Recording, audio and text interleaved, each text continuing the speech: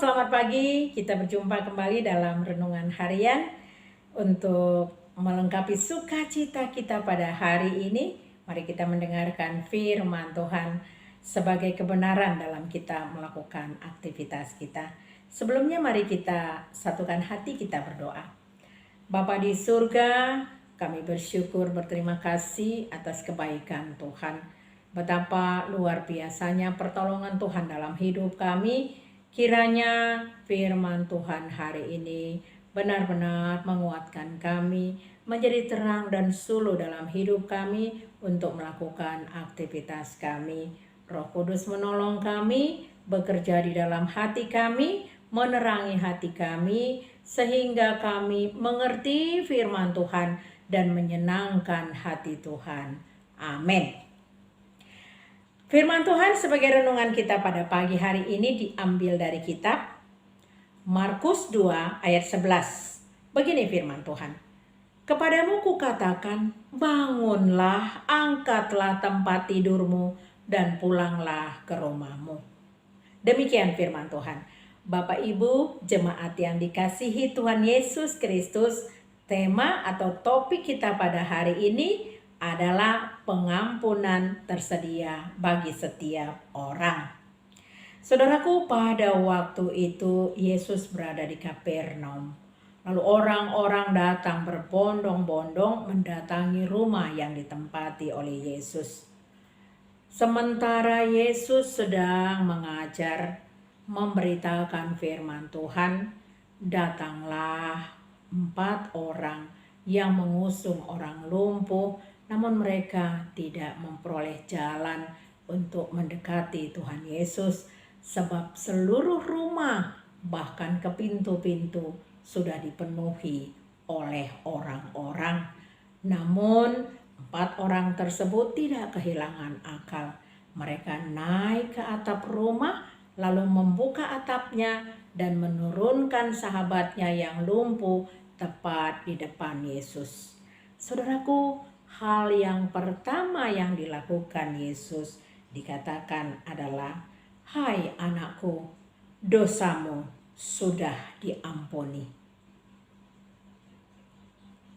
Inilah yang membuktikan bahwa Yesus tidak hanya memulihkan atau menyembuhkan setiap orang secara fisik saja. Ketika orang lumpuh yang tidak bisa berjalan tersebut berharap dia dapat berjalan, namun Tuhan Yesus memberi lebih dari itu.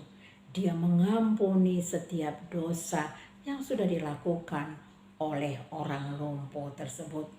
Inilah hal pertama yang dilakukan oleh Tuhan agar imannya terlebih dahulu, rohaninya terlebih dahulu yang dipulihkan oleh Tuhan. Lalu selanjutnya dia memulihkan secara fisik orang lumpuh tersebut dan berkata, "Kepadamu kukatakan, bangunlah, angkatlah tempat tidurmu dan pulanglah ke rumahmu." Bukankah hal ini adalah sesuatu hal yang sangat luar biasa yang diterima oleh orang lumpuh tersebut?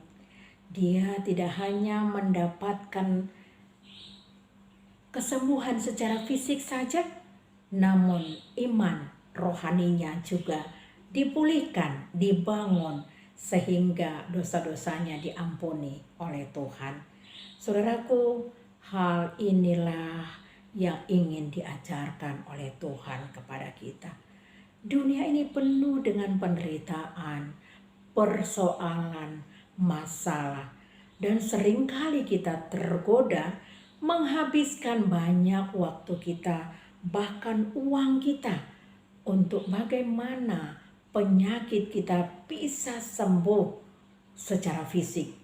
Namun kita tidak menyadari bahwa sebenarnya kita lebih memerlukan pemulihan secara iman kita terlebih dahulu, yakni secara iman kita harus percaya kepada Yesus bahwa waktu Tuhan yang indah akan terjadi, memulihkan setiap orang seperti orang lumpuh tersebut. Kita bisa bayangkan kalau seandainya sahabatnya yang 4 orang tersebut yang mengusung orang lumpuh tersebut mengalami patah semangat ketika mereka tidak bisa melewati orang-orang yang sudah penuh untuk sampai kepada Yesus, maka tidak akan terjadi pemulihan bagi sahabatnya yang lumpuh. Namun karena mereka dengan iman mereka percaya bahwa Yesus memberikan kreativitas kepada mereka, memberikan roh hikmat, sehingga mereka berpikir untuk sampai dari atas atap rumah dan menurunkan orang yang lumpuh tersebut. Betapa sangat sulitnya sebenarnya yang mereka hadapi. Perjuangan mereka untuk sampai ke atap bahkan menurunkan sahabatnya yang lumpuh. Namun ada beberapa hal yang kita pelajari. Bahwa yang pertama, mereka adalah orang-orang yang selalu mendengarkan firman Tuhan. Dikatakan di Roma pasal 10 ayat 17. Jadi iman timbul dari pendengaran dan pendengaran oleh firman Kristus.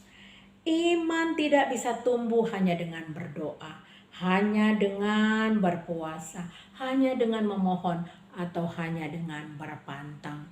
Namun ketika orang-orang yang sudah beriman tersebut percaya bahwa mereka akan diberikan jalan keluar, ketika mereka terus mendengarkan firman Tuhan, maka terjadilah pemulihan.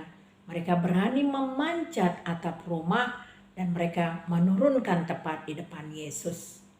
Saudaraku, inilah yang sering terjadi di dalam kehidupan kita. Bahwa kita seringkali berjumpa dengan hal-hal yang seperti ini. Ketika kita mengalami kesulitan, ketika kita terus berdoa, namun apa yang kita harapkan belum juga dijawab oleh Tuhan. Ketika kita mengalami begitu banyak persoalan, kita terus berdoa, kita terus mendengarkan firman Tuhan. Namun ketika banyak rintangan-rintangan di depan kita, kita berhenti sampai di situ. Hari ini firman Tuhan kembali mengajarkan kepada kita bahwa iman kita harus tetap teguh. Iman kita harus percaya bahwa waktu Tuhan yang indah, bahwa cara Tuhan memberikan kepada kita kreativitas agar kita bisa sampai kepada Tuhan yang di sorga. Saudaraku, ketika orang lumpuh tersebut disuruh untuk bangun, lalu mengangkat tempat tidurnya dan pergi keluar di hadapan orang-orang banyak, sehingga semua orang-orang yang ada di situ semuanya takjub. Lalu mereka memuliakan Allah. Katanya, yang begini belum pernah kulihat.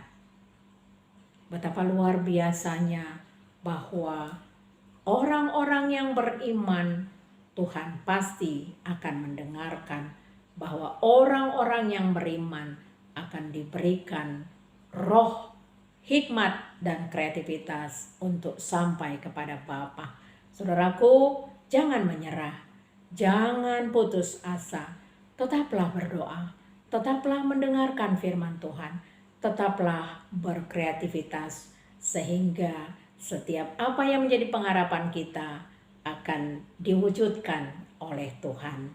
Amin. Bapa di surga, terima kasih untuk firman Tuhan hari ini. Biarlah firman ini menerangi hati dan pikiran kami dan menjadi suluh dalam hidup kami.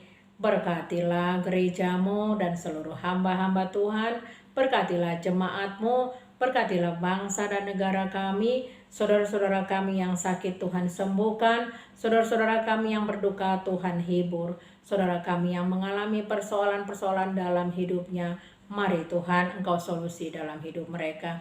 Biarlah setiap lutut datang berlutut kepada Tuhan. Dan setiap telinga mendengarkan suara Tuhan. Di dalam nama anak-Mu Tuhan Yesus Kristus kami berdoa. Amin. Anugerah dari Tuhan Yesus Kristus, kasih dari Allah Bapa dan persekutuan dari Roh Kudus kiranya memberkati kita sekalian. Amin.